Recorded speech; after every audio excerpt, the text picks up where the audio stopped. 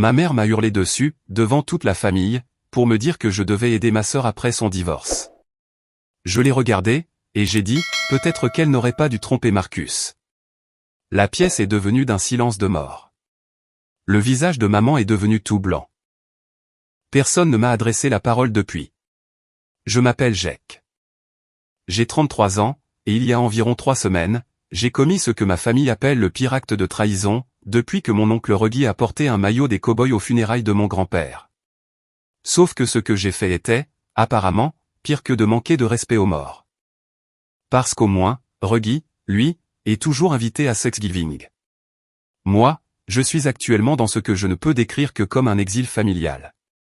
Ma mère ne répond pas à mes appels. Mon père m'envoie des textos qui disent juste déçu, sans aucune ponctuation, ce qui, d'une certaine manière, rend la chose encore pire. Et ma sœur, la personne au centre de tout ça, m'a bloqué sur absolument toutes les plateformes connues de l'humanité, y compris LinkedIn, dont je ne savais même pas qu'elle avait un compte. Mais j'anticipe. Laissez-moi revenir en arrière, et vous brosser le tableau complet. Parce que si je vous donnais juste la chute, sans la mise en contexte, vous penseriez que je suis le méchant. Et peut-être que je le suis. Mais je pense qu'une fois que vous aurez entendu toute l'histoire, vous comprendrez pourquoi j'ai dit ce que j'ai dit, même si cela a fait exploser ma famille entière au passage. Alors, voici l'affaire. J'ai grandi dans une famille de classe moyenne assez classique, dans la banlieue de Richmond, en Virginie. Mon père, Glenn, a travaillé pour une entreprise de logistique pendant environ 30 ans. Ma mère, Diane, était hygiéniste dentaire, et elle est passée à temps partiel une fois que ma sœur et moi étions à l'école. Ma sœur s'appelle Paige, et elle a 2 ans de plus que moi. En grandissant, Paige et moi étions proches, de la manière dont des frères et sœurs qui partagent une salle de bain sont proches. Ce qui veut dire que nous nous tolérions, et qu'occasionnellement, on s'amusait bien ensemble. Mais voici la chose concernant ma famille, une chose que je n'ai pas complètement comprise avant d'être bien avancé dans la vingtaine, Paige était la star. Pas d'une manière cruelle, genre Cendrillon et les belles sœurs diaboliques. C'était plus subtil que ça. Paige était celle dont les bulletins scolaires allaient sur le frigo. Paige était celle dont mes parents ne manquaient jamais les spectacles de danse, alors que mes matchs de baseball, c'était au petit bonheur la chance, selon que mon père faisait des heures supplémentaires ou non. Paige était celle qui a eu la voiture la plus récente à ses 16 ans, parce qu'elle avait besoin de quelque chose de fiable, tandis que moi, j'ai hérité d'une Honda Civic de 2003, avec une portière passager qui ne s'ouvrait que de l'extérieur. Encore une fois, rien de tout cela n'était extrême. Je n'étais pas enfermé dans un placard sous l'escalier. Mais il y avait toujours cette entente tacite, dans notre maison, les besoins de Paige étaient la priorité, et les miens, c'étaient les restes. Quand l'université est arrivée, mes parents ont aidé Paige pour ses frais de scolarité. Pas la totalité, mais une bonne partie. Quand ce fut mon tour, l'argent s'était évaporé, et on m'a dit de postuler pour des bourses, et de me débrouiller. Ce que j'ai fait. J'ai cumulé 2 emplois pendant mes études, j'ai obtenu mon diplôme de comptabilité, et je me suis battu pour faire une belle carrière. Je ne suis pas amer à ce sujet. D'accord, peut-être un peu amer, mais j'ai fait la paix avec le fait que je suis le gamin qui a dû se débrouiller seul, et que Paige est l'enfant chéri. C'est comme ça. Ensuite, Paige a épousé un gars nommé Marcus, quand elle avait 26 ans. Marcus faisait partie de ces gars qui semblaient parfaits sur le papier, beau garçon, un bon boulot dans la vente de produits pharmaceutiques, il conduisait un beau pick-up, et il savait comment charmer les parents. Ma mère aimait Marcus comme s'il était le fils qu'elle avait toujours rêvé d'avoir. Ce qui était une chose assez amusante à observer pour son vrai fils, assis juste là, à la table du dîner. Mon père trouvait que Marcus était un gars solide. Même moi, je l'aimais bien, honnêtement. Il était facile d'accès, il apportait toujours de la bonne bière au barbecue, et il ne créait jamais de malaise. Ils ont eu un grand mariage. Mes parents ont aidé à le payer. J'étais garçon d'honneur, parce que Paige me l'avait demandé, et j'avoue que tout ça a été un bon moment. Ils ont acheté une maison dans un quartier sympa, ils ont pris un Golden Retriever nommé Biscuit, et ils postaient assez de photos sur les réseaux sociaux, pour vous faire croire qu'ils vivaient à l'intérieur d'un catalogue illustrant la vie américaine parfaite. Pendant environ 5 ans, tout a semblé bien aller. Marcus et Paige venaient au dîner de famille. Ils organisaient une fête pour le 4 juillet, chaque année. Ma mère parlait d'eux comme s'ils étaient une étude de cas, sur ce à quoi ressemble un mariage réussi. généralement, tout en me jetant un regard, à moi, le comptable perpétuellement célibataire, qui passait la plupart de ses week-ends à regarder du basket, en mangeant des plats à emporter. J'ai fait quelques rencontres par-ci par-là, mais rien n'a duré. J'étais en paix avec ça.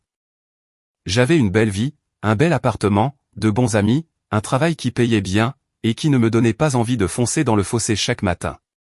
Tout le monde n'a pas besoin de la maison avec la petite clôture blanche, en suivant exactement le même calendrier. Puis, il y a environ 8 mois, les fissures ont commencé à apparaître. Paige a commencé à venir seul au dîner de famille. Marcus travaillait toujours tard, ou bien il voyageait pour une conférence. Ma mère ne semblait pas inquiète. Elle balayait ça de la main, en disant « c'est juste comme ça quand on construit sa carrière ». Mais moi, je remarquais des choses. Paige avait l'air fatiguée. Pas seulement physiquement, mais le genre de fatigue qui s'installe derrière vos yeux, et qui ne part pas, peu importe combien d'heures vous dormez. Elle était plus sèche avec les gens, plus prompte à s'énerver, et elle a arrêté de poster ses photos parfaites en ligne. J'ai essayé de lui en parler une fois. Nous étions chez mes parents, pour un dîner dominical, et je l'ai trouvée seule dans la cuisine, pendant qu'elle se resservait du vin. J'ai dit quelque chose comme « Eh, est-ce que tout va bien entre toi et Marcus ?»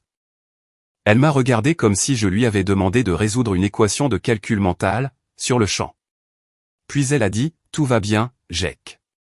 Mêle-toi de tes affaires. » Et on en est resté là.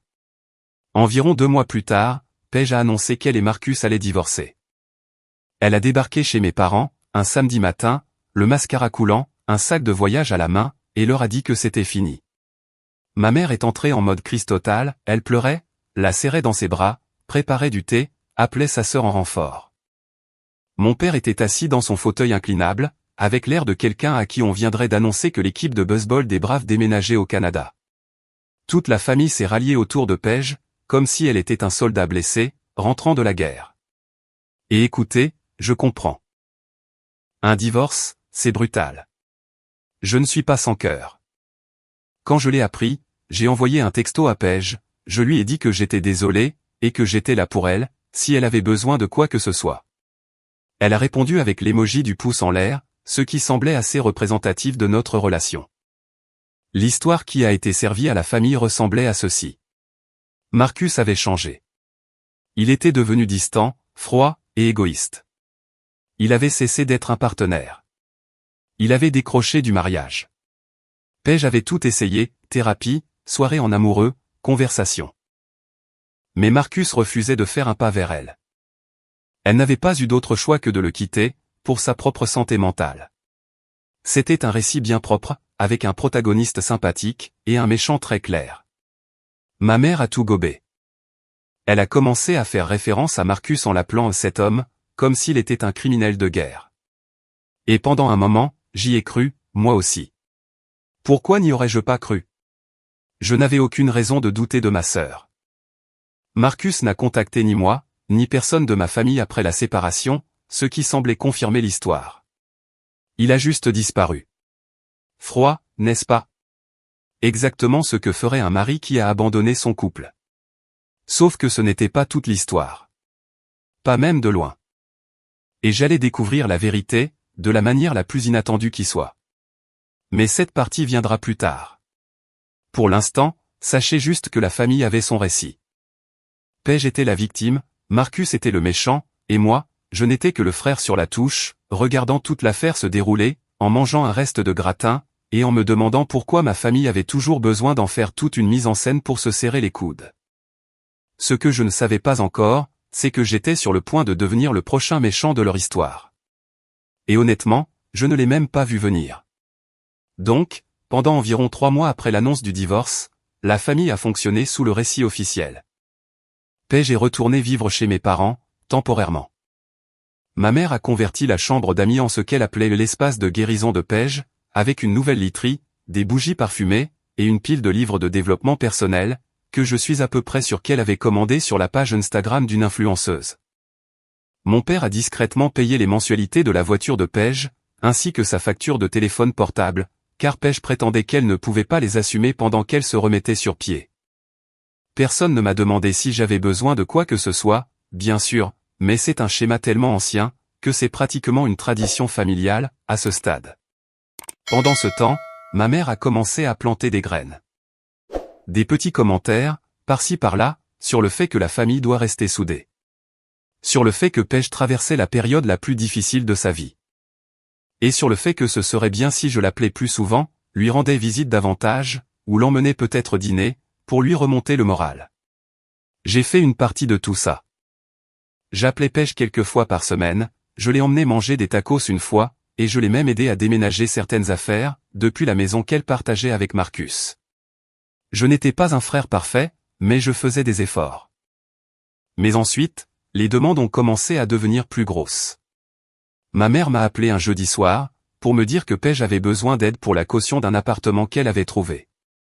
Elle m'a dit qu'il manquait environ 3 000 € à Paige, et elle m'a demandé si je pouvais participer. Maintenant, 3 000 €, ce n'est pas rien pour moi. Je gagne bien ma vie comme comptable, mais je ne nage pas dans l'argent. J'ai mon propre loyer à payer, mes propres objectifs d'épargne, ma propre vie. Mais j'ai dit que j'allais y réfléchir, ce qui, dans ma famille, signifie que vous avez déjà dit oui, et que vous n'avez simplement pas encore fait le chèque. Avant même que je ne puisse prendre une décision, la vérité m'a rattrapé. Et elle m'a trouvé de la manière la plus aléatoire imaginable.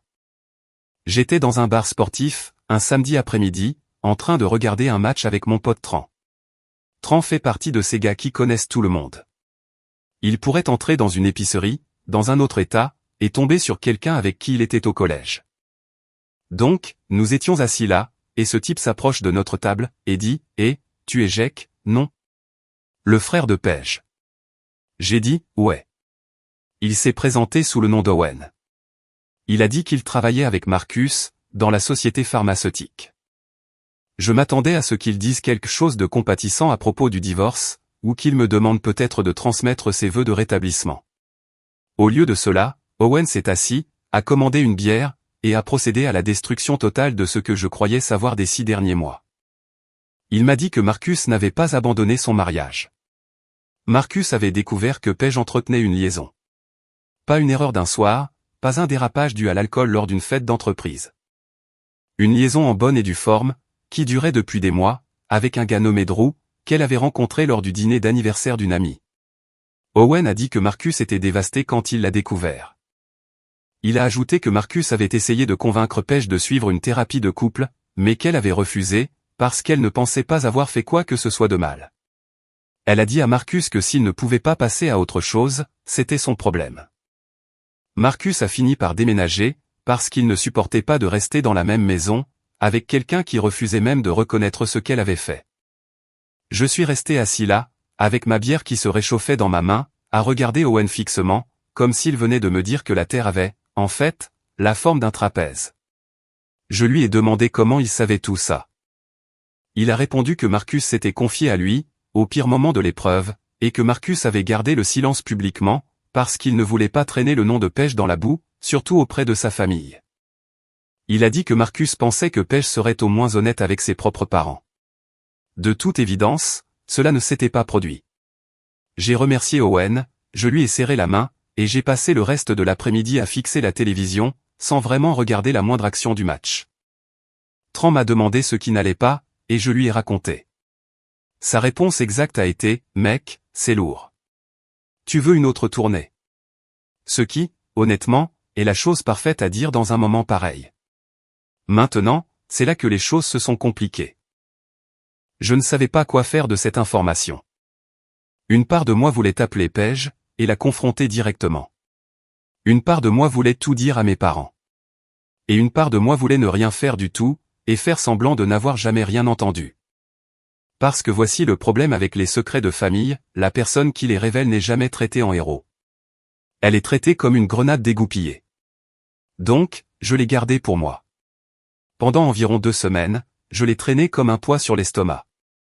Chaque fois que ma mère m'appelait, pour me tenir au courant de la recherche d'appartement de Paige, ou des progrès de la thérapie de Paige, ou du cheminement de Paige, j'avais envie de hurler, mais je gardais le silence. Je me disais que ce n'était pas à moi d'intervenir, qu'il y avait peut-être 2 côtés à chaque histoire, et que je devais accorder à Paige le bénéfice du doute. Puis, ma mère m'a appelé, un mercredi soir, et elle a fait monter la pression, à un niveau auquel je n'étais pas préparé. Elle m'a dit que Paige avait trouvé un appartement, mais qu'elle avait besoin d'aide pour le meubler. Elle a dit que les frais d'avocat de Paige, pour le divorce, s'accumulaient. Elle a dit que Paige luttait émotionnellement et financièrement, et que la famille devait s'unir. Et ensuite, elle a prononcé les mots qui m'ont percuté comme un camion. Elle a dit, « Jake, je pense que tu devrais donner 10 000 € à Paige. 10 000 €. Pas prêter. Donner. » Elle a utilisé le mot « donner » très spécifiquement. J'ai presque ri. J'ai dit, « Maman, je n'ai pas 10 000 € qui dorment sur un compte, juste pour les remettre à quelqu'un. » Elle a répondu, « Tu as des économies, Jake. Tu es célibataire depuis des années, sans enfant. Où passe ton argent, de toute façon ?» Et ça, juste là, ça m'a dit tout ce que j'avais besoin de savoir sur la façon dont ma famille me percevait. Pas comme une personne avec mes propres objectifs financiers, et mes propres limites, mais comme une ressource, un puits d'argent inexploité, qui n'existait que pour financer le prochain chapitre de la vie de Paige. Je lui ai dit que je n'étais pas à l'aise avec ce montant, et que j'avais déjà aidé Paige par d'autres moyens. Elle s'est tue pendant une seconde, ce qui, dans le manuel de stratégie de ma mère, signifie qu'elle est en train de charger le canon de la culpabilité. Puis, elle a dit, « Je ne comprends tout simplement pas pourquoi tu ne peux pas répondre présent pour ta sœur, de la manière dont elle le ferait pour toi. » J'ai eu envie de dire, quand est-ce que Paige a déjà répondu présente pour moi? Quand j'ai obtenu mon diplôme, Paige était en vacances avec Marcus. Quand j'ai été promu l'année dernière, personne ne l'a même mentionné au dîner, parce que Paige était contrariée par une histoire avec son syndicat de copropriété. Mais je n'ai rien dit de tout ça. J'ai juste dit que j'allais y réfléchir, et j'ai raccroché. Au cours des 2 semaines suivantes, la campagne de pression s'est intensifiée. Mon père m'a appelé, ce qu'il ne fait presque jamais, et m'a fait un discours hésitant, clairement répété, sur le fait que la famille est de la famille, et qu'il m'avait élevé pour être généreux. Ma tante Cheryl, à qui je parle peut-être 2 fois par an, m'a soudainement appelé, pour me dire à quel point elle était inquiète pour Paige, et à quel point ce serait bien que je prenne mes responsabilités. Même ma cousine Belle, qui, j'en suis presque sûr, ne connaît même pas mon 2e prénom, m'a envoyé un texto disant qu'elle espérait que je me montrais solidaire. C'était coordonné. Ma mère avait activé l'arbre téléphonique de la famille entière, pour me culpabiliser et me faire signer un chèque. Et tout cela était basé sur un mensonge. Paige n'était pas la victime d'un mari froid et distant. Elle avait trompé son mari. Elle avait fait exploser son propre mariage, laissé Marcus prendre le blâme, et elle était maintenant en train de traire financièrement une sympathie qu'elle ne méritait pas. Chaque conversation sur le fait d'aider Paige donnait l'impression d'avaler du verre brisé. Je connaissais la vérité. Eux non. Et le fossé entre ces 2 réalités, il devenait, chaque jour, de plus en plus grand. Le pire, c'est que je n'avais toujours pas confronté Paige. Je continuais à me dire que je trouverais le bon moment, les bons mots. Mais honnêtement, je pense que j'avais peur.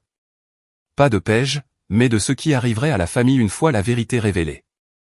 Car je savais, au fond de mes tripes, qu'ils ne me remercieraient pas pour ça. Ils m'en voudraient d'avoir ruiné l'histoire qu'ils avaient tous accepté de croire. Et il s'est avéré que j'avais absolument raison à ce sujet. Parce qu'au moment où la vérité a fini par éclater, ce n'est pas sorti lors d'une conversation calme, mesurée, en tête-à-tête, comme je l'avais prévu. C'est sorti au pire moment possible, devant le pire public possible. Et c'est sorti parce que ma mère m'a poussé au-delà de mon point de rupture, un dimanche après-midi, dans son salon, devant tous ceux qui comptaient. Mais j'y reviendrai, parce que ce qui s'est passé ensuite mérite son propre chapitre. Donc, le dîner dominical a eu lieu il y a environ 3 semaines, et j'ai besoin de planter le décor pour vous, car les détails ont leur importance. Ma mère avait organisé l'un de ces dîners de famille. Ce qui semble décontracté, mais qui est en réalité une vraie production, impliquant des places assignées, des serviettes en tissu, et au moins 2 heures de commentaires passifs-agressifs, déguisés en conversation. Étaient présents mes parents, Paige, ma tante Cheryl, mon oncle Dal, ma cousine Belle, et moi. Ma mère avait préparé son célèbre rôti de bœuf, qu'elle ne fait que lorsqu'elle veut créer une atmosphère de rassemblement forcé. Ce rôti est fondamentalement une arme émotionnelle, sous forme de plat mijoté. Tout s'est bien passé pendant la première heure. Nous avons mangé, fait la conversation, et mon oncle Dal a raconté une histoire, sur le fait qu'il avait failli reculer avec son pick-up dans une boîte aux lettres, une histoire qui a duré environ 4 minutes de trop. Les trucs normaux d'un dîner de famille. Paige était plus silencieuse que d'habitude, mais ma mère n'arrêtait pas de parler de l'avancement de son appartement, comme si elle était l'attachée de presse personnelle de Paige. Paige a trouvé les rideaux les plus mignons. Paige pense à acheter un nouveau canapé. Chaque phrase était conçue pour rappeler à la table que Paige reconstruisait courageusement sa vie, après que son terrible mari eut tout détruit.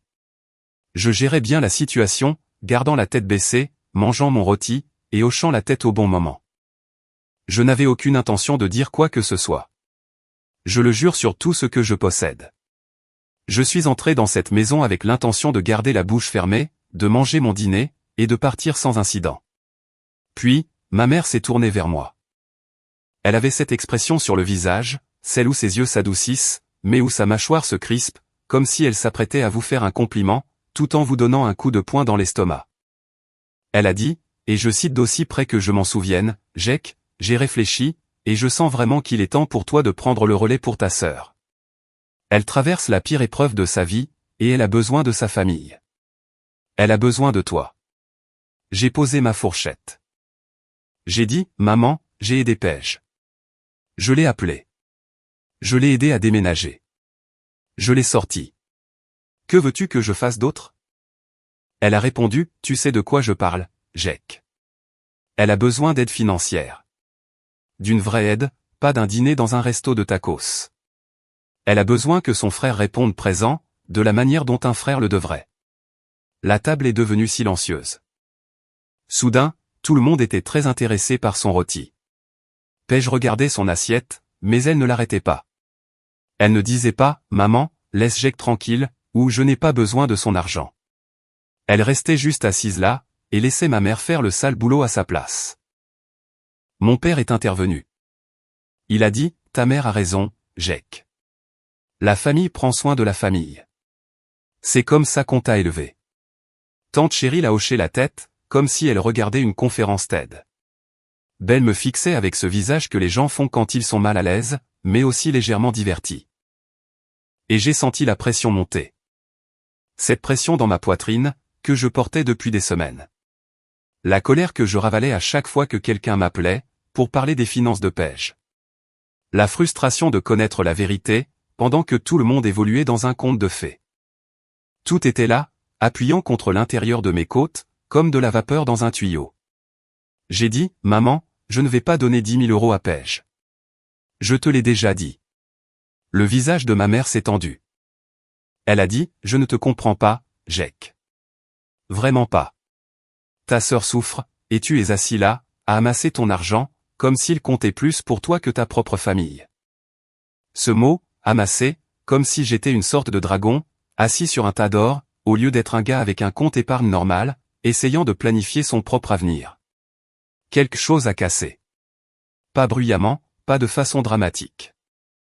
C'était plus comme une corde qui s'effilochait depuis des semaines, et qui finissait par céder.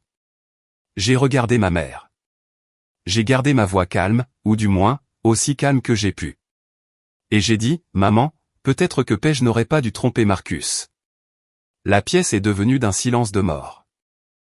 Je parle d'un silence absolu, suffocant. Le genre de silence où l'on pourrait entendre une miette tomber sur le tapis. Le visage de ma mère est devenu blanc. Pas rouge, pas en colère. Blanc, comme si le sang avait quitté son corps. La tête de Paige s'est relevée d'un coup, et elle m'a regardé avec une expression que je ne peux décrire que comme de l'horreur pure. La fourchette de mon père est restée figée, à mi-chemin vers sa bouche. Oncle Dal avait l'air de calculer mentalement l'itinéraire le plus rapide vers la porte d'entrée. Tante Cheryl a mis sa main sur sa bouche. Les yeux de Belle se sont écarquillés, et je jure que je l'ai vu chercher son téléphone sous la table. Je n'ai pas crié. Je ne me suis pas levé. Je suis juste resté assis là, à laisser le silence faire son travail. Paige a parlé la première. Elle a dit, « Qu'est-ce que tu viens de dire ?» Sa voix tremblait. J'ai dit, « Je suis au courant pour Drew, Paige. Je sais que Marcus n'a pas abandonné le mariage. Je sais qu'il a découvert que tu le trompais, et que tu as refusé d'aller en thérapie de couple. Je sais qu'il est parti parce que tu ne voulais même pas admettre ce que tu avais fait. » Paige a regardé ma mère, comme si elle s'attendait à ce qu'elle répare la situation. Mais ma mère était toujours pâle et figée, traitant une information que son cerveau n'était clairement pas équipé pour gérer en temps réel. Ensuite, Paige a fait ce qu'elle fait de mieux. Elle est passée à l'attaque. Elle a dit que je ne savais pas de quoi je parlais. Elle a dit que quiconque m'avait raconté ça mentait. Elle a dit que Marcus était un manipulateur, et qu'il avait probablement inventé ces histoires, pour la faire passer pour la méchante. Elle m'a traité d'égoïste, de cruel, et de jaloux. Jaloux, comme si j'étais envieux de son divorce. Ma mère a finalement retrouvé sa voix. Elle s'est levée de table, et m'a pointé du doigt. Elle m'a vraiment pointé du doigt, comme si j'étais un chien désobéissant, et s'est mise à hurler. Je veux dire, hurler à plein poumon. Elle a dit, « Comment oses-tu, Jake ? Comment oses-tu dire une chose pareille, devant cette famille ? Tu dois des excuses à ta sœur. Tu lui dois de l'aide, et au lieu de ça, tu viens dans ma maison, et tu répands des mensonges pour l'humilier. » J'ai répondu, « Ce ne sont pas des mensonges, maman. » Elle a dit, « Je m'en fiche que ce soit vrai ou non. » Et cette phrase, ces quelques mots, m'ont dit tout ce que j'avais besoin de savoir sur ma position dans cette famille. Ce que Paige avait fait n'avait aucune importance. Le fait que Marcus ait été lésé n'avait aucune importance. Le fait que la famille entière ait été flouée n'avait aucune importance. Ce qui comptait, c'était que j'avais brisé la règle. J'avais perturbé le récit. J'avais donné le mauvais rôle à Paige. Et, dans ma famille, c'était le seul péché impardonnable. Je me suis levé. Je n'ai pas claqué les portes. Je n'ai pas haussé le ton.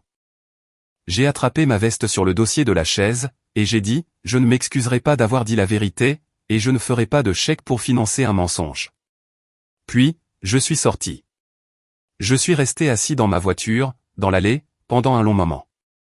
Mes mains tremblaient, ce qui m'a surpris, car à l'intérieur, je me sentais étrangement calme, comme si le pire était déjà passé, et qu'il n'y avait plus rien à craindre. Finalement, j'ai conduit jusqu'à chez moi, je me suis servi un verre, et je me suis assis sur mon canapé, dans le noir, en me demandant si je venais de faire la plus grosse erreur de ma vie, ou bien la décision la plus honnête que j'ai jamais prise. Dans les 2 heures qui ont suivi, mon téléphone a commencé à exploser. Ma mère a envoyé un texto, « Tu n'es pas le fils que j'ai élevé. » Mon père a envoyé, déçu. Paige m'a envoyé un paragraphe entier, me traitant de tous les noms auxquels elle pouvait penser, puis elle m'a bloqué sur toutes les applications. Belle a envoyé, « Mec, c'était dingue », ce qui a été la seule réponse qui m'a semblé honnête. Au cours des jours suivants, le silence s'est installé, comme un changement de saison. Personne n'a appelé, personne n'a envoyé de texto. J'allais au travail, je rentrais à la maison, je dînais seul, et j'allais me coucher.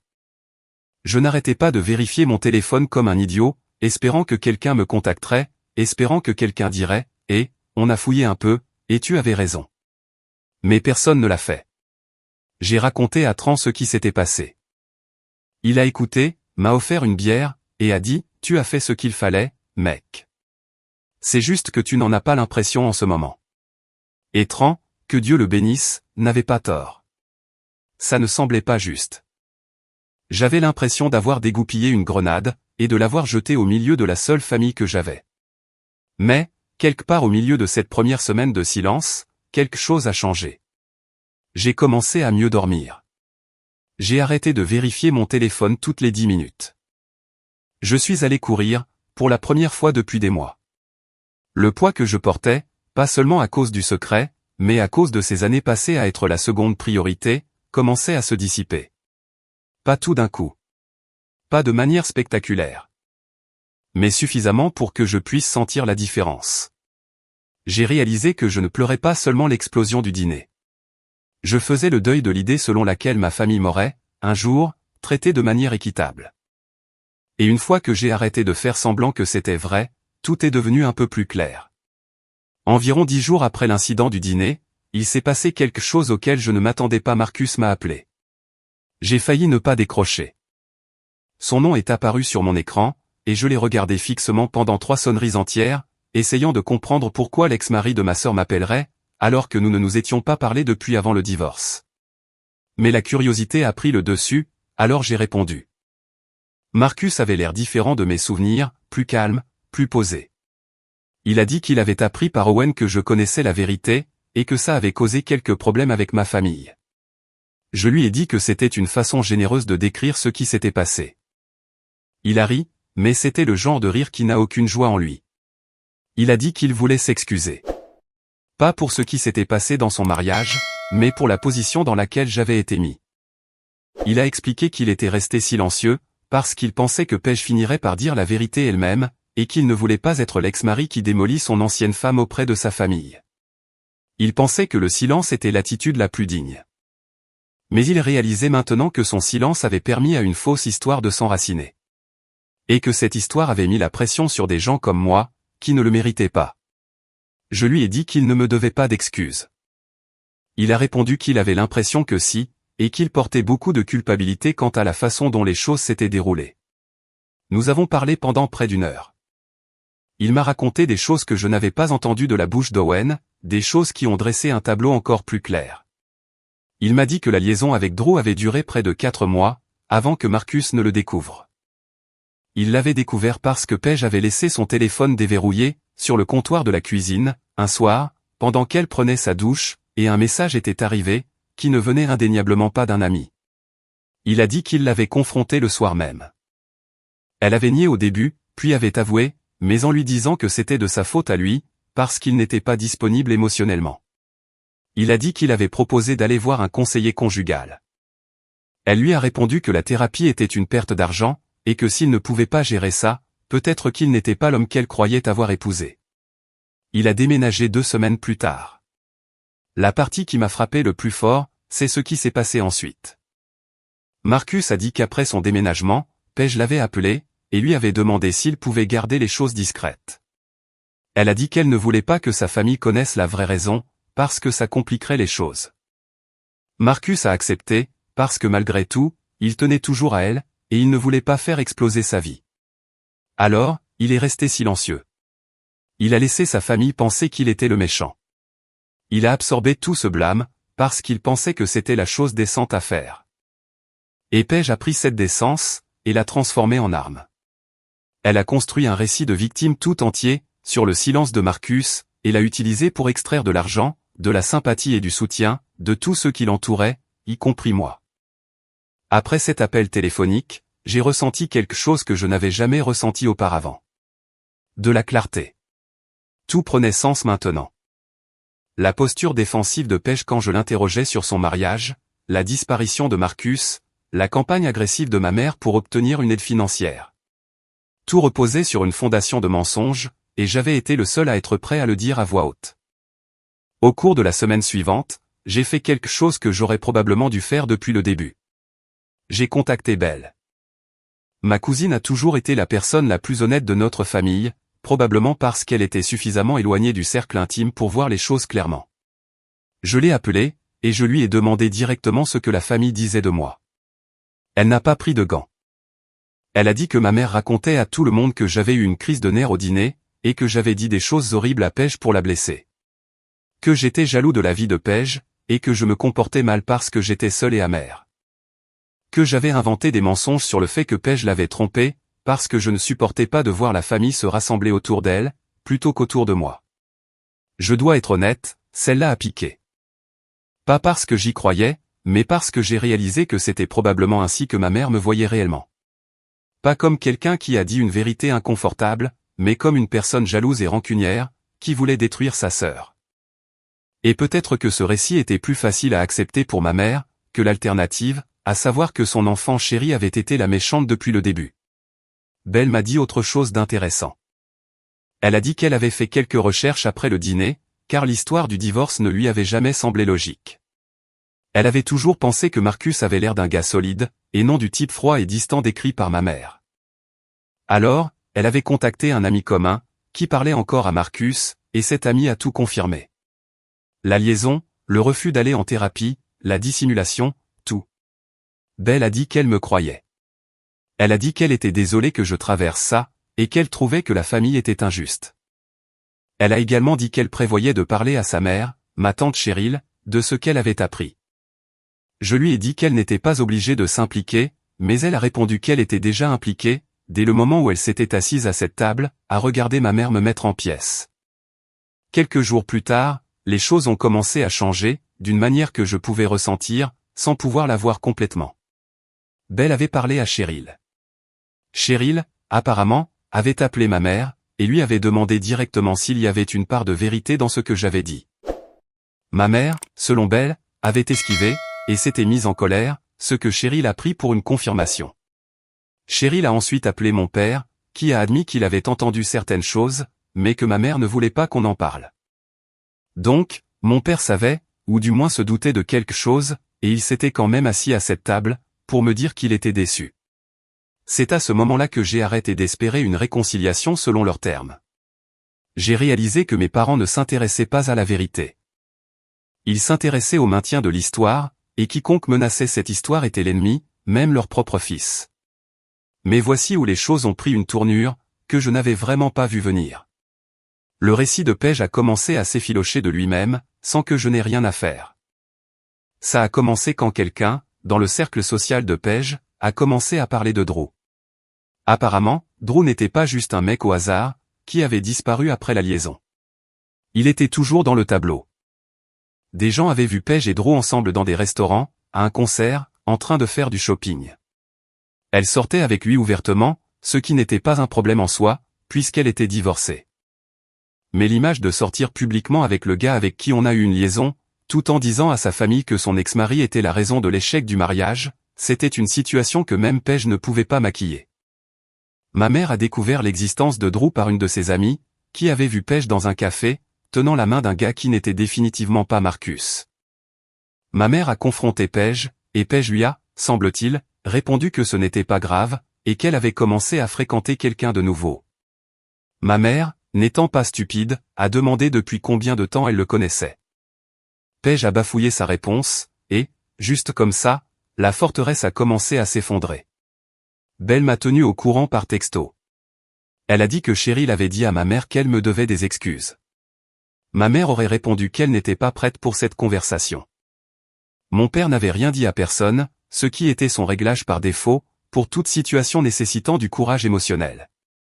Et Paige était devenue silencieuse, s'était retirée des événements familiaux, et était apparemment furieuse que les gens étalent ses affaires personnelles. J'ai trouvé cette dernière partie presque drôle. Ses affaires. La vérité sur ce qu'elle avait fait, ce n'était pas les affaires des autres qu'on aurait étalées. C'était juste la vérité. Et la seule raison pour laquelle elle ressentait ça comme une invasion, c'est parce qu'elle avait travaillé si dur pour l'enterrer. Je n'ai pas jubilé. Je n'ai envoyé aucun message du genre « je te l'avais bien dit ». J'ai simplement continué à vivre ma vie. Aller au travail, voir Tran le week-end, courir le matin. J'avais trouvé un rythme qui me semblait stable et vrai. Et pour la première fois depuis longtemps, je n'avais pas l'impression de devoir une explication à qui que ce soit, sur la façon dont je menais ma vie. Mais je savais qu'une conversation allait arriver. Ma mère n'était peut-être pas prête, mais la vérité a une façon de créer son propre calendrier. Et quand cette conversation aurait finalement lieu, je voulais être prêt. Pas pour me battre, pas pour prouver que j'avais raison. Mais pour dire les choses que je retenais depuis des années. Pas seulement à propos de Paige, mais à propos de tout le reste. Le favoritisme, les 2 poids, 2 mesures, et la façon dont j'avais été traité comme un personnage secondaire, dans ma propre histoire familiale. Cette conversation est arrivée plus tôt que prévu. Et elle est arrivée, parce que ma mère a enfin décroché le téléphone. Ma mère m'a appelé un jeudi soir, environ 3 semaines après l'explosion du dîner. Je mangeais des restes de nourriture thaïlandaise, et je regardais un documentaire sur un type qui avait essayé de faire le tour du monde, sur un bateau qu'il avait construit dans son garage. Ça s'était mal terminé pour lui, ce qui me semblait approprié, vu ma situation actuelle. Quand j'ai vu son nom sur mon écran, mon premier instinct a été de laisser sonner. Mais j'ai décroché, parce qu'une part de moi, probablement celle qui voulait encore que sa mère dise qu'elle était désolée, ne pouvait pas laisser ça aller sur la messagerie vocale. Elle n'a pas commencé par s'excuser. Elle a commencé par « Nous devons parler, Jack ». Sa voix était plate, comme si elle avait répété ça, et avait vidé toute émotion à l'avance. Elle m'a demandé de venir samedi. Elle a dit que Paige serait là, et mon père aussi, et qu'il voulait qu'on s'assoie, pour régler les choses en famille. Elle a ajouté que tante Chérie lui avait dit certaines choses, qu'elle était en train de digérer, et qu'elle voulait entendre ma version. Cette formulation m'a dérangé. Ma version. Comme s'il s'agissait de la parole de l'un contre la parole de l'autre, et non d'un état de fait. Mais j'ai accepté, parce que je savais qu'un refus deviendrait une preuve de plus, montrant que j'étais le fauteur de troubles. Le samedi est arrivé. J'ai conduit jusqu'à la maison de mes parents, je suis resté dans l'allée pendant 1 minute pour me rassembler, puis je suis entré. Ils étaient tous dans le salon. Papa dans son fauteuil inclinable, maman sur le canapé, Paige dans le fauteuil près de la fenêtre, les bras croisés et le visage tendu. Personne n'a souri quand je suis entré. Je me suis assis sur la chaise la plus proche de la porte, ce qui n'était pas une coïncidence. Ma mère a commencé. Elle a dit qu'elle avait appris certaines choses au cours de la semaine passée, qui avaient été difficiles à entendre. Elle a dit qu'elle comprenait maintenant, que la situation entre Paige et Marcus était plus compliquée que ce qu'on lui avait initialement dit. Elle a regardé Paige en disant cela. Paige regardait le tapis. Puis ma mère s'est tournée vers moi, et a dit quelque chose qui aurait dû ressembler à un progrès, mais qui n'en était pas un. Elle a dit, « Mais Jake, même si ce que tu as dit est vrai, la façon dont tu l'as dit était mauvaise. Tu as humilié ta sœur devant la famille. Tu aurais pu venir m'en parler en privé. » J'ai laissé ça en suspens 1 seconde. Puis j'ai dit, « Maman, j'ai essayé de dire non en privé. Tu m'as roulé dessus. Tu as poussé toute la famille à m'appeler et à me mettre la pression. Tu m'as dit que j'amassais mon argent. À quel moment étais-je censé avoir cette conversation calme et privée? Alors que tu ne voulais même pas entendre le mot non. » Elle n'a pas eu de réponse à ça. Elle a pincé les lèvres, et a regardé mon père, qui faisait son imitation classique de l'homme qui aimerait être n'importe où ailleurs sur terre. Je me suis tourné vers Paige. Elle fixait toujours le tapis. J'ai dit, « Paige, je dois te demander quelque chose. Pourquoi as-tu menti? Pas seulement à eux. À moi. Je suis ton frère. Je t'ai aidé à déménager. J'ai répondu à tes appels. J'étais prêt à te soutenir, à travers la pire chose que tu aies jamais vécue. Et pendant tout ce temps, l'histoire n'était pas réelle. Pourquoi ne pouvais-tu pas simplement me dire la vérité? » La pièce était si silencieuse, que je pouvais entendre l'horloge sur la cheminée faire tic-tac. Paige m'a regardé pendant un long moment. Puis elle a dit, « Parce que j'avais honte, Jake. » C'est ça que tu veux entendre? J'avais honte, et je ne savais pas comment le dire à qui que ce soit. Alors, j'ai raconté la version qui me permettait de traverser la journée plus facilement, et ensuite, ça a continué. Et je n'ai pas pu faire marche arrière. Je la crois. Vraiment. La honte est une chose puissante, et je pense que Paige ne pouvait sincèrement pas faire face à ce qu'elle avait fait. Mais comprendre pourquoi quelqu'un a menti, ne veut pas dire que vous acceptez que les conséquences de ce mensonge retombent sur vous. Et c'est ce que je lui ai dit. J'ai dit, « Je comprends la honte, Paige. Mais tu ne t'es pas contenté de raconter une histoire pour t'en sortir. Tu as laissé maman et papa financer ton rétablissement. Tu as laissé toute la famille penser que Marcus était un monstre. Tu as laissé maman me hurler dessus, devant tout le monde. Parce que je ne voulais pas cracher 10 000 € pour commanditer un mensonge. Ça, ce n'est pas de la honte. C'est de la stratégie. » Paige a commencé à pleurer. De vraies larmes, pas des larmes de théâtre. Ma mère s'est penchée, et a posé sa main sur le genou de Paige, ce qui m'a tout dit sur l'endroit où se trouvaient encore ses instincts. Protéger Paige. Réconforter Paige, même maintenant. J'ai dit, « Maman, je dois te demander quelque chose aussi. » Elle m'a regardé, avec cette expression tendue qu'elle a, quand elle sait qu'elle s'apprête à entendre quelque chose qu'elle ne veut pas entendre. J'ai dit, « Pourquoi est-ce que ça a toujours été comme ça? Pourquoi Paige a-t-elle toujours été la priorité? Tu as payé pour son université, et pas la mienne. Tu l'as aidé pour son mariage, et tu n'as jamais, pas une seule fois, demandé comment j'allais. La famille entière a organisé une chaîne d'appels, pour me faire pression afin que je lui donne de l'argent, mais personne n'a jamais, pas une seule fois, pris de mes nouvelles de cette manière. Quoi? Ma mère a ouvert la bouche, puis l'a fermée. Ensuite, elle a dit, « Jake, ce n'est pas juste. Nous vous aimons tous les deux de manière égale. » J'ai dit, « Je ne demande pas si tu m'aimes. Je te demande pourquoi tu ne m'as jamais traité de la même manière, et tu sais que c'est le cas. Tu as converti une chambre d'amis en un espace de guérison pour Paige. Quand j'ai été promu l'année dernière, personne au dîner n'en a même parlé. Quand j'ai obtenu mon diplôme, Paige était en vacances. J'ai passé toute ma vie d'adulte à être l'enfant qui va bien, celui qui n'a besoin de rien. Et la seule raison pour laquelle c'est vrai, c'est parce que j'ai appris très tôt que le fait de demander ne me mènerait nulle part. Mon père, qui n'avait pas dit un mot de tout ce temps, s'est raclé la gorge. Il a dit, « Jake, nous ne voulions pas te faire ressentir ça. » Je pouvais voir qu'il était sincère.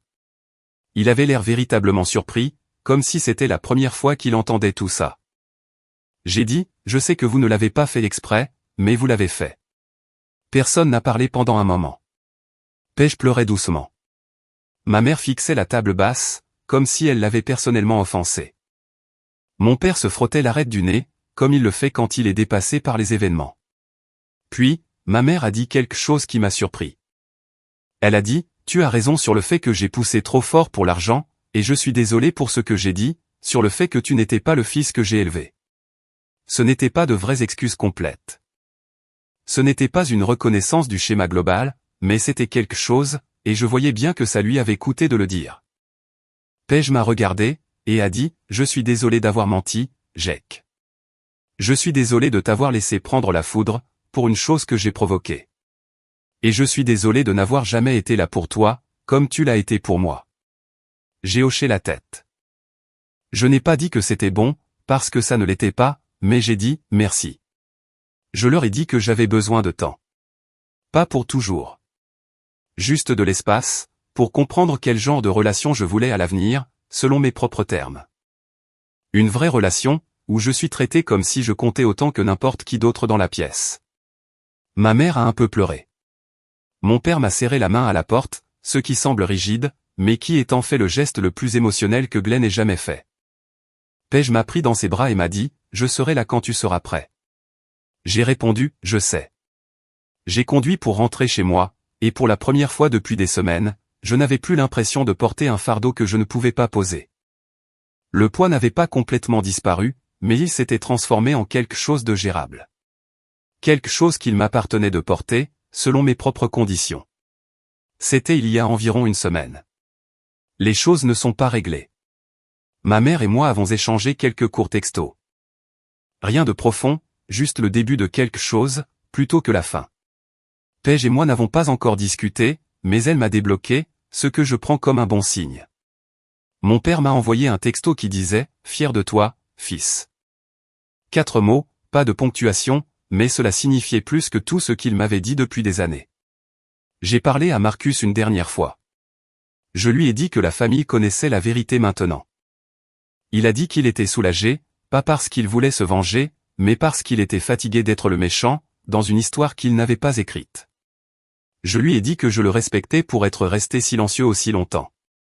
Il a répondu que la prochaine fois, il parlerait plus tôt. Je lui ai dit qu'il ne devrait pas y avoir de prochaine fois. Tran m'a emmené manger des hamburgers, vendredi, pour célébrer ce qu'il a appelé ma fête d'indépendance émotionnelle.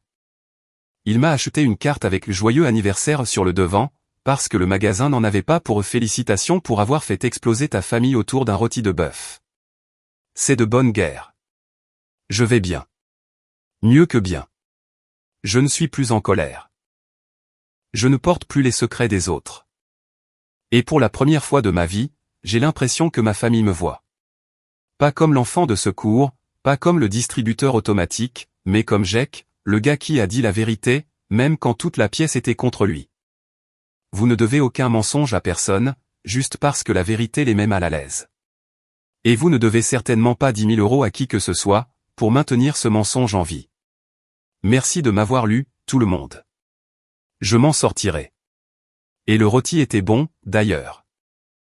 Cette partie-là n'a pas changé.